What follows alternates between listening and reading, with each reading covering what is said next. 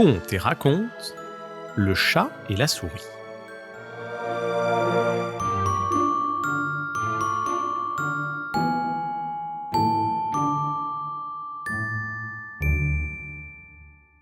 Il était une fois un chat et une souris qui décidèrent de s'associer.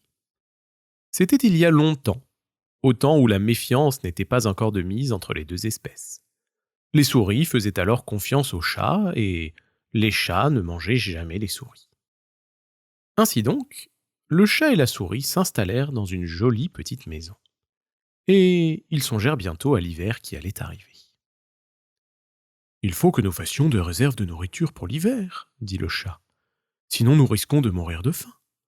Moi encore, je pourrais chasser en endurant le froid, mais toi, tu es petite, et tu pourrais être prise dans un piège. » Ils décidèrent donc d'acheter un pot de crème. Un pot énorme, capable de tenir tout l'hiver et de faire office de réserve. Mais vint alors une question cruciale.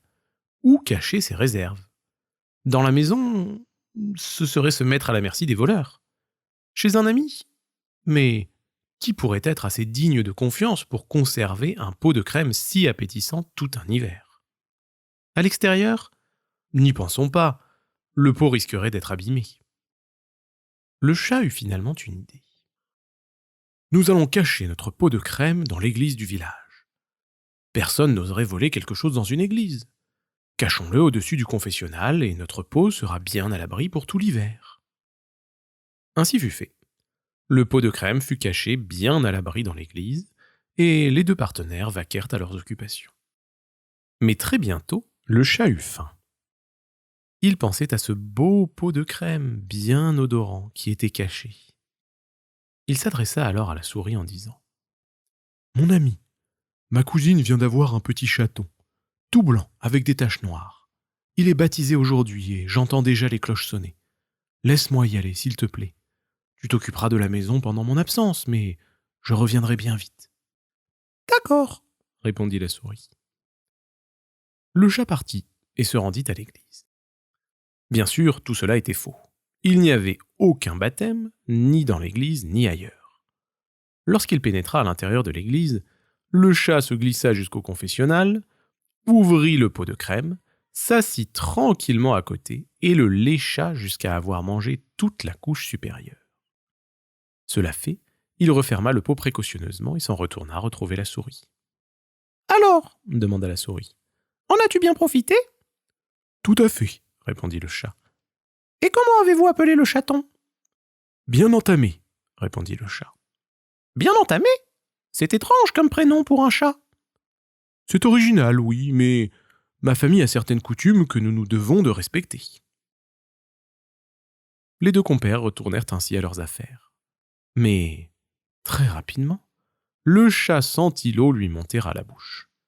Il repensait à cette belle crème si appétissante qui attendait dans l'église. N'y tenant plus, il se tourna vers la souris. « Mon ami, ma belle-sœur vient de m'appeler. Son nouveau-né doit être baptisé aujourd'hui et je suis le parrain. Un chaton tout noir avec une patte blanche. S'il te plaît, occupe-toi de la maison seule, je dois impérativement y aller. » Une nouvelle fois, la gentille petite souris acquiesça, et le chat fila vers l'église où, encore une fois, il n'y avait nul baptême. À nouveau, il entra, à nouveau, il ouvrit le couvercle du pot de crème, à nouveau, il s'installa confortablement et se mit à laper toute la crème jusqu'à ce qu'il n'en reste plus qu'un fond.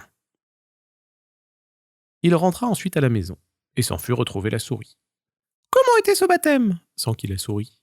« Encore meilleur que le précédent, » répondit le chat sans vergogne.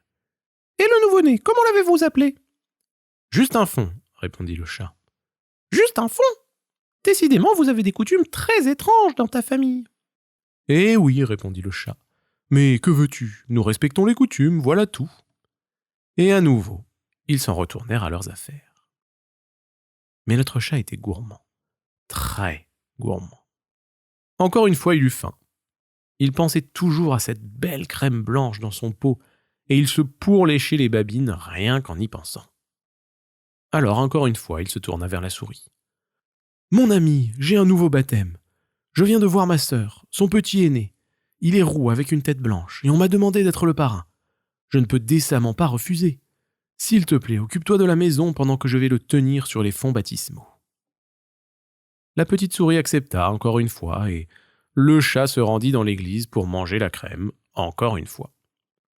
Encore une fois, il entra, encore une fois, il ouvrit le pot, encore une fois, il s'installa et lapa la crème jusqu'à ce qu'il n'en reste plus une goutte. Son méfait achevé, il s'en retourna vers la maison, où la gentille petite souris l'attendait toujours. « Tout s'est bien passé ?» demanda-t-elle. « À merveille, » répondit le chat.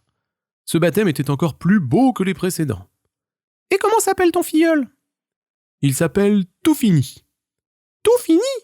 Encore un drôle de nom pour un chaton, » remarqua la souris. « Enfin, j'imagine que ce doit être en raison de vos coutumes. »« Tout à fait, » répondit le chat. Et une dernière fois, ils retournèrent chacun à ses occupations. Le temps passa. Étrangement, le chat n'avait plus de baptême auquel aller.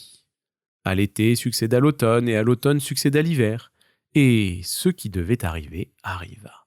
Nos compères se trouvèrent dans le besoin. Ils décidèrent alors d'aller à l'église pour profiter du pot de crème dont ils avaient si opportunément fait provision. Hélas, en arrivant, le pot était vide.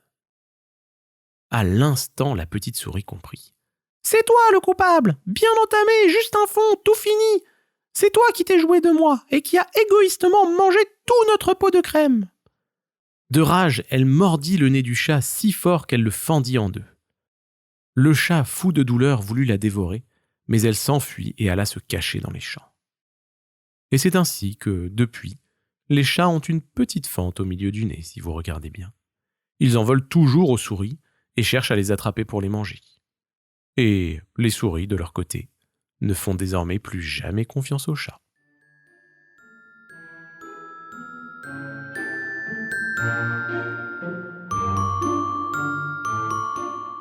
Retrouvez Contes et Racontes sur YouTube et en podcast. Contes et Racontes, préparez votre enfant à la lecture. Des histoires sans illustration pour faire travailler son imagination et un vocabulaire soigné pour apprendre des mots chaque jour.